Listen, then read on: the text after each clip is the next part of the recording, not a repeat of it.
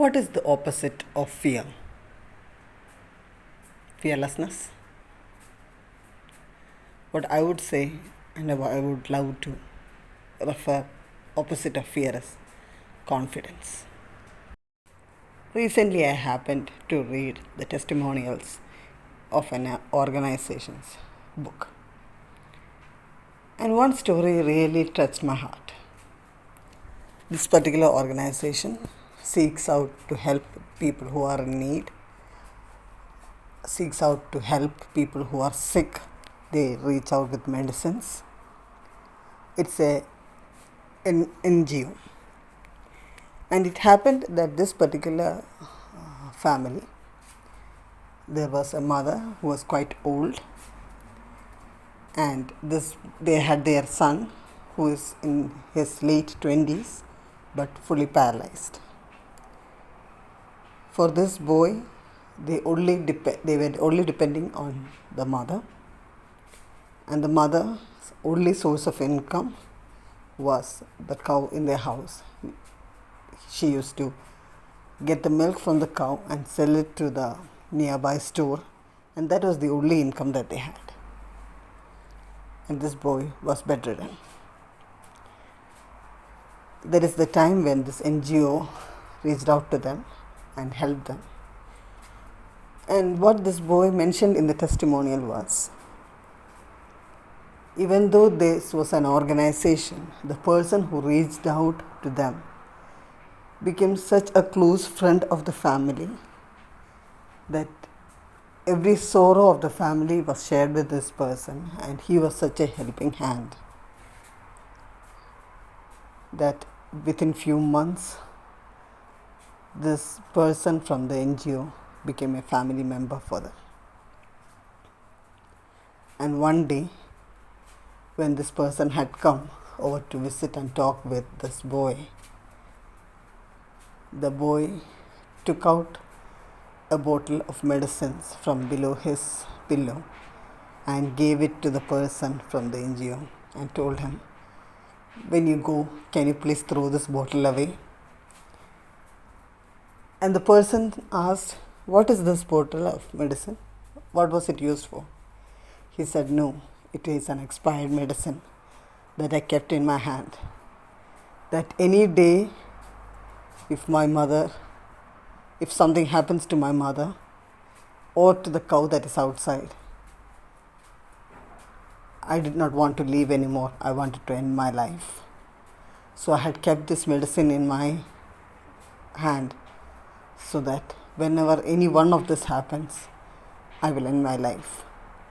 That is why I was keeping this. Because I knew I didn't have anyone else to depend on in my life. But once I met you, that fear of death has left me.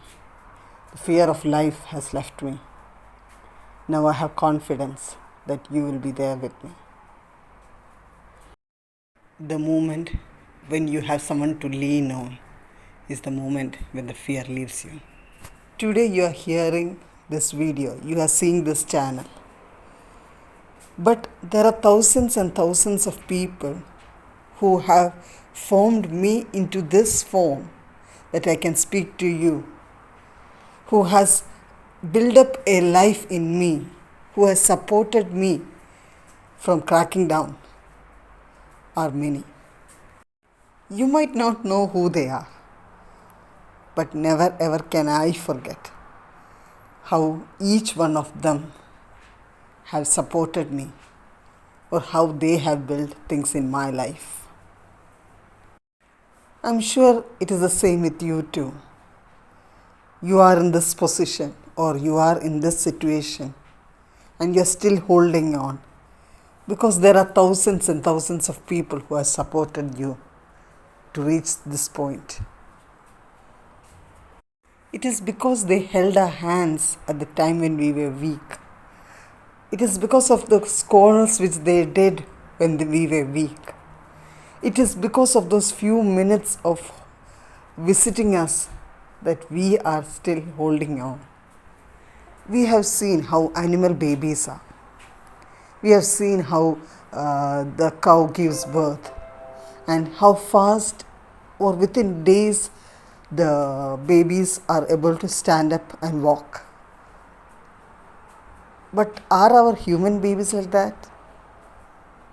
How many months, how many hands has to carry them? And it takes such a long time compared to the animals for us to stand up and walk, to be on our own feet, to take those steps. How many milestones we have to surpass? I often wonder why we humans were created like this, why we are so dependent, while animals, they within hours they get up and walk. God could have created us also like that. Why didn't God create us like that? Why God created us like this? It is because God wants us to realize that from the beginning we need support of others. To realize the value of our life, that we are made to depend upon each other, so that we will be support to each other. Not a single person becomes what they are today alone. No one can become alone someone great. From birth, we are dependent on each other. And expressing that is called gratitude. Showing gratitude is not only to those people who are around us right now, but the deep realization within our hearts that each person that we meet is sowing some sort of seed that God has put in their lives. Some impact is happening to us when we meet anybody. That deep realization within us is called gratitude. Knowing that every moment that we meet, every connection that we have is a divine connection from God. We are not meeting anybody by chance. We are meeting everyone because God has brought them in our front. God is pushing us in front, using somebody